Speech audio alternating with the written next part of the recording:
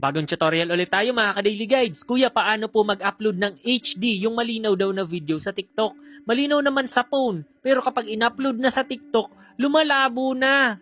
Oo, ranas ko rin yan kaibigan. Tara, tuturuan kita. Unang gawin mo, kunin mo cellphone mo, mag-video ka, tapos iset mo siya sa 4K resolution. May HD 4K, tapos 60 FPS mo kung meron man yung cellphone mo. Tapos kapag okay na, nakati ka ng video, pumunta ka sa video editor application kagaya ng CapCut, InShot. Tapos i-import mo po dito yung na-record mo na video and i-save mo po siya ng 1080p lang. Resolution 1080p guys ha. Bali ang ginagamit ko kasi InShot application. Ayan o, resolution 1080p. Then i-save mo na. Then pwede mo na po siyang i-upload sa TikTok. Wait lang, meron pa.